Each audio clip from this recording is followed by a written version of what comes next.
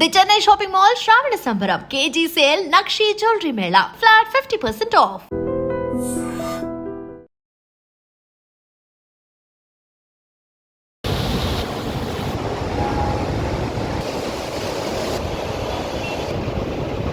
విజయవాడ ప్రకాశం బ్యారేజ్కి వరద ఉధృతి పెరుగుతోంది. దీంతో అధికారులైతే అప్రమత్తమయ్యారు.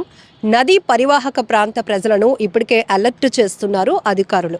ఎగువ ప్రాజెక్టుల నుంచి పెద్ద ఎత్తున వరద నీరు ప్రవహిస్తూ ఉండటంతో ప్రకాశం బ్యారేజీ నీటి మట్టం అమాంతంగా పెరిగింది.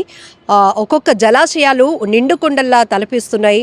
చూడటానికి కూడా ఎంత బ్యూటిఫుల్గా అనిపిస్తున్నాయో వాటి వల్ల ప్రమాదం కూడా పొంచి ఉంది. కాబట్టి నదీ పరివాహక ప్రాంతాల్లో ఉంటున్నటువంటి ప్రజలంతా కూడా అప్రమత్తంగా ఉండాల్సిన అవసరం ఉందంటూ ఇప్పటికే అధికారులు అలర్ట్ చేస్తున్నారు. అలాగే పులిచింతల ప్రాజెక్ట్ నుంచి ప్రకాశం బ్యారేజ్కి 65,000 క్యూసెక్ల నీటిని విడుదల చేశారు అధికారులు.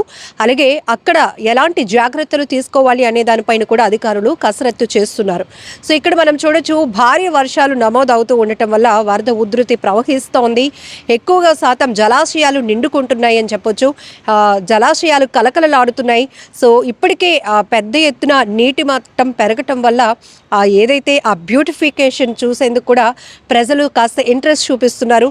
సో ప్రకాశం బ్యారేజ్ లాంటి ప్రాజెక్టులు కూడా ఎక్కువ శాతం నీటి మట్టం పెరగటం వల్ల పూర్తిగా ఆ వాటర్ బ్యూటిఫికేషన్ ఎట్లా ఉంటుంది, ఆ వరద ఉధృతి ప్రవహిస్తున్న దృశ్యాలు తిలకించేందుకు కూడా చాలామంది ఇంట్రెస్ట్ చూపుతూ అటువైపు వెళ్తున్నారు. కాబట్టి అధికారులు ప్రజల్ని అప్రమత్తం చేస్తున్నారు. ఆ పరిసర ప్రాంతాల్లో ఉన్నటువంటి వారు ఎప్పుడైనా ముంపు ప్రమాదాలు పొంచి ఉంటాయి కాబట్టి అలర్ట్గా ఉండాల్సినటువంటి అవసరం ఉందని కూడా చెప్తున్నారు. ఎక్కువగా ఎగువ ప్రాంతాల నుంచి, ఎగువ ప్రాజెక్టుల నుంచి ఈ వరద నీరు అమాంతంగా ప్రవహిస్తూ ఉండటం వల్ల ఇక్కడున్నటువంటి ప్రకాశం బ్యారేజ్ లాంటి ప్రాజెక్టుల వరద ఉధృతి పెరుగుతోందని చెప్పుకోవచ్చు.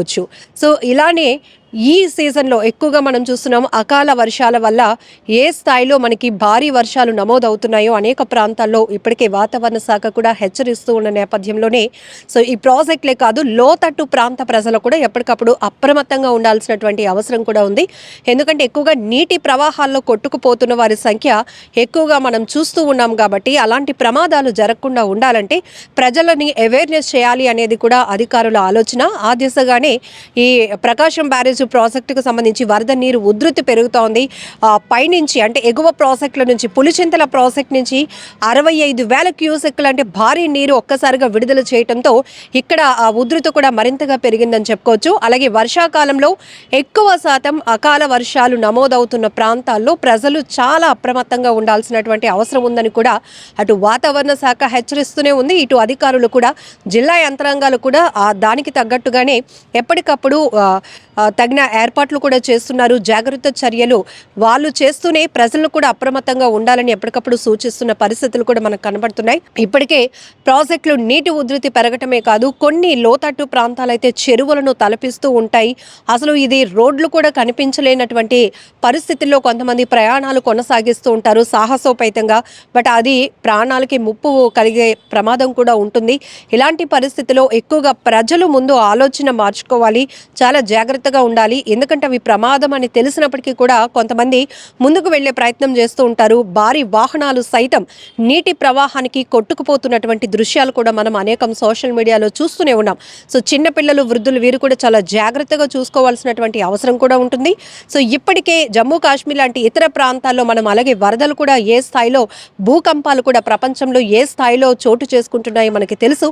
ఎప్పటికప్పుడు ప్రకృతి వైపరీత్యాల వల్ల కలుగుతున్న ప్రమాదాల్లో కూడా మరణాల సంఖ్య అత్యధికంగా పెరుగుతూ వస్తోంది. భారీగా ఆస్తి నష్టం జరుగుతోంది, ప్రాణ నష్టం కూడా జరుగుతోంది. సో ఈ నేపథ్యంలోనే ఎప్పటికప్పుడు ఆయా రాష్ట్రాలకు చెందినటువంటి అధికారులు వాతావరణ శాఖ ఇస్తున్న డైరెక్షన్స్ దృష్ట్యా అలర్ట్గా ఉంటున్నారు. ఇక ఈ ప్రాజెక్టులు పరిసర ప్రాంతాల్లో ఉన్న ప్రజానికాన్ని ఎలా అప్రమత్తం చేయాలి, ఎలా జాగ్రత్తగా ఉండాలి, అలాగే ఈ నీటి ప్రాజెక్టు, వాటర్ ప్రాజెక్ట్స్ని టూరిజం ప్లేస్లా మలుచుకొని చూడటానికి వస్తున్న వారు కూడా ఎలాంటి ప్రమాదాలకు గురి కాకుండా ఉండేందుకు తగిన సలహాలు, సూచనలు, హెచ్చరికలు కూడా అధికారులు జారీ చేస్తూ ఉన్నారు.